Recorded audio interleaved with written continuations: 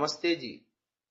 सत्यार्थ प्रकाश स्वाध्याय एवं प्रवचन माला श्रव्य कणिका क्रम संख्या 203 सातवें समुल्लास में ईश्वर एवं वेद विषय है, जिसके अंतर्गत हम ईश्वर के प्रत्यक्षादि प्रमाण होने की चर्चा आपके सामने, प्रत्यक्षादि द्वारा ईश्वर की सत्ता को प्रकट करने की चर्चा हम आपके सामने कर रहे थे, जिसमें हमने गत श्रव्य कणिका में प्रत्यक्ष एवं अनुमान प्रमाणों के विषय में आपके सामने बताया। अब आगे चर्चा आ रही है उपमान के विषय में। तो क्या है उपमान प्रमाण? उपमीयते येन तदुपमानम, यानी प्रत्यक्ष साधर्म्य से साध्य की सिद्धि करने के साधन को उपमान कहते हैं। साधर्म्य यानी सादृश्य यानी बराबरी के बिना उपमान हो ही नहीं सकता, यानी उपमा करने के लिए किसी ना किसी की बराबरी आपको करनी ही होगी। ईश्वर अद्वितीय है, उसके सदृश दूसरा कोई नहीं। जब उसके सदृश दूसरा कोई नहीं तो ईश्वर की सिद्धि में उपमान प्रमाण भला कैसे घटेगा? तो प्रथम संस्करण में लिखा है उपमान प्रमाण तो परमेश्वर में नहीं हो सकता, क्योंकि परमेश्वर के सदृश कोई दूसरा पदार्थ नहीं जिसकी उपमा परमेश्वर में हो सके, परंतु परमेश्वर की उपमा परमेश्वर में ही हो सकती है। ऐसा जगत के व्यवहार देखने में आता है कि आपके तुल्य आप ही हैं, यानी आपके जैसे आप ही हैं।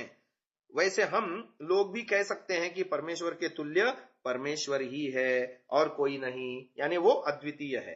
सृष्टि के रहस्यों को जानने में मनुष्य की असमर्थता का उल्लेख करते हुए आधुनिक युग के सबसे बड़े वैज्ञानिक प्रोफेसर आइंस्टीन ने अपने समय के प्रसिद्ध वैज्ञानिक मैक्स प्लांक की पुस्तक वेयर इज साइंस गोइंग, इसकी भूमिका में लिखा है, the supreme task of the psychiatrist is the discovery of the most general elementary laws from which the world picture can be logically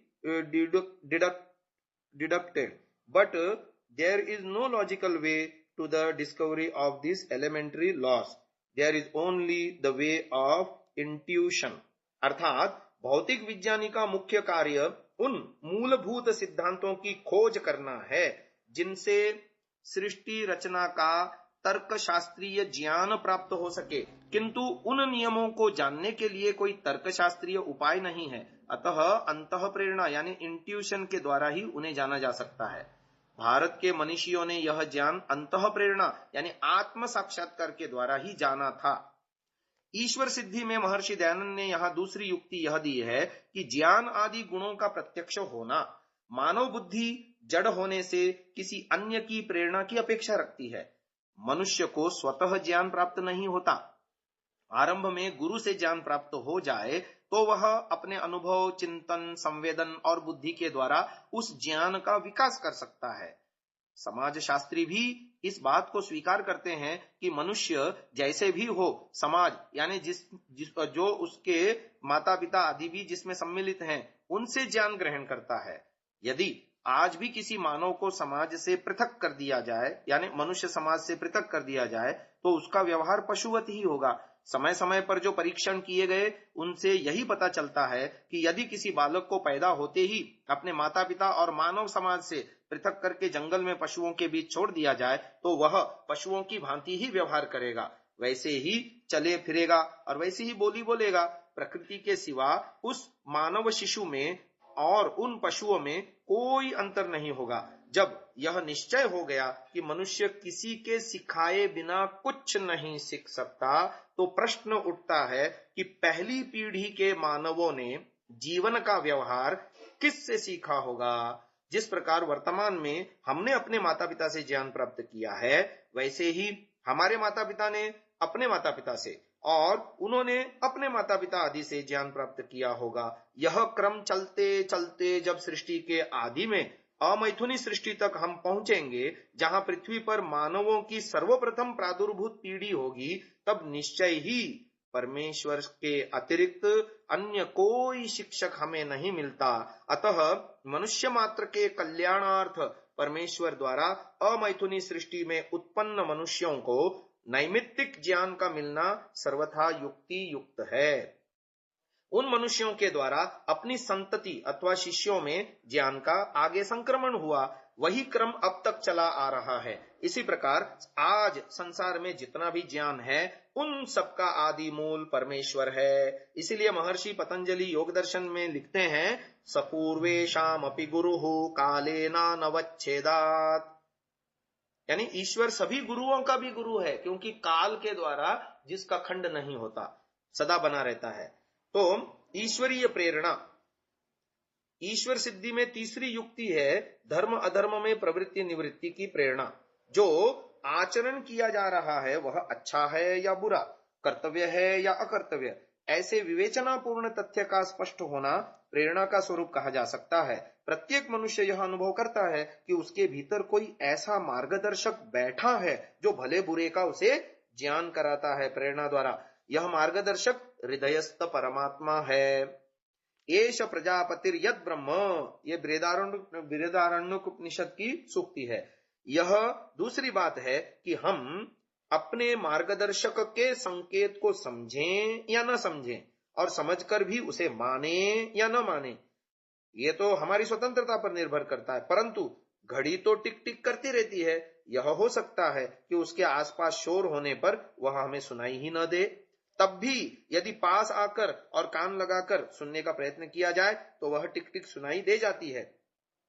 विषय वासनाओं की तुमुल ध्वनि के कारण लोक में हृदय की पुकार या अंतरात्मा की आवाज कहलाने वाली हृदय स्थित आत्मा के भीतर विराजमान अंतर्यामी नियंता परमात्मा की प्रेरणा को हम कदाचित नहीं सुन पाते। पर इसमें संदेह नहीं कि बुरी से बुरी अवस्था में भी और कभी उस पर ध्यान न देने वाला व्यक्ति भी यदि चाहे तो अपने भीतर कान लगाकर उस आवाज को सुन सकता है।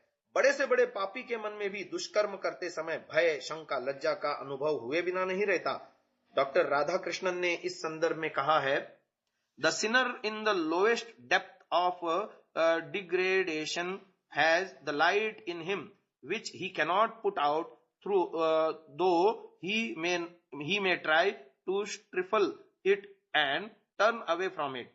God holds us, fallen though we may be, by the roots of our being and is ready to send his rays of light into our dark and rebellious heart. ये हिंदू व्यू ऑफ लाइफ नामक book में लिखा है, जिसका अर्थ यह है, बड़े से बड़े पापी के मन में भी एक ज्योति दिखाई देती है जिसकी वह उपेक्षा भले ही कर दे, किंतु उसे वह बुझा नहीं सकता। हम कितने ही पतित क्यों न हो जाएं, परमेश्वर हमें संभालता है और हमारे अंधेरे और विद्रोही मन में भी अपने प्रकाश की किरणें डाले बिना नहीं रहता। महानुभाव, मनुष्य का मन तो पानी की तरह सदा नीचे की ओर, पतन की ओर जाने के लिए तैयार रहता है। जीवात्मा तो इस विषय में तटस्थ रहता है, प्रायः मन के पीछे पीछे चलता है। तब यह उत्थान की ओर बढ़ने की प्रेरणा उसमें कहां से आती है? निश्चय ही यह ईश्वरीय प्रेरणा होती है।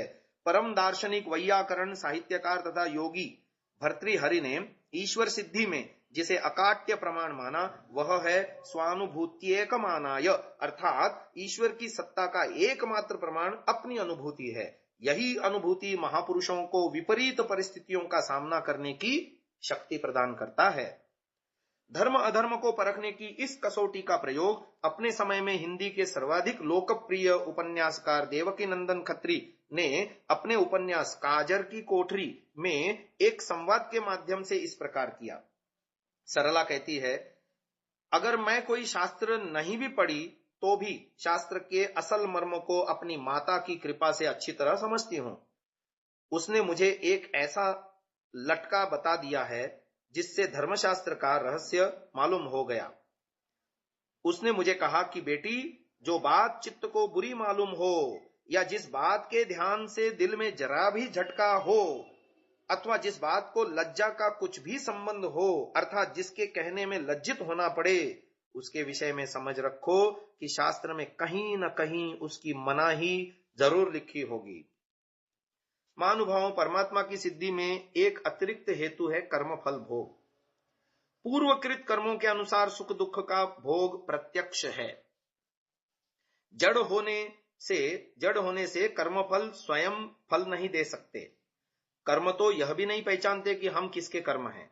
ऐसी अवस्था में जिस किसी के साथ उसका संबंध हो जाने से कर्म संकर हो जाएगा।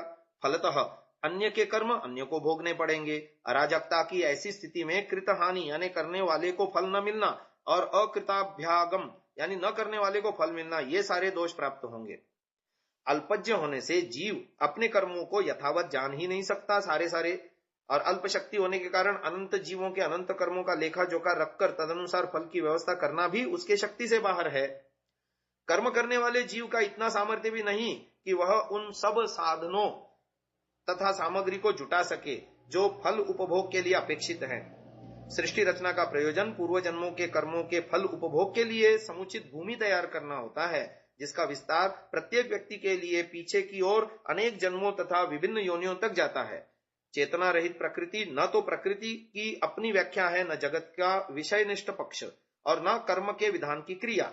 जब मनुष्य यह देखता है कि किस प्रकार यह पृथ्वी अनेक प्रकार के कर्मों के फलों के लिए उपयुक्त सिद्ध होती है और किस तरह यह शरीर कार्य करता है, जिसमें अंदर बाहर भिन्न भिन्न भागों की उचित व्यवस्था प्रस्तुत की गई है और जिसका निर्माण भिन्न भिन्न जातियों के अनुकूल किया गया है, जिससे यह विभिन्न कर्मों के फल उपभोग का उचित साधन बन सके, तो यह कैसे माना जा सकता है कि यह सब व्यवस्था किसी सर्वज्ञ सर्वशक्तिमान सत्ता के नियमन तथा निर्देश के बिना ही संभव हुई।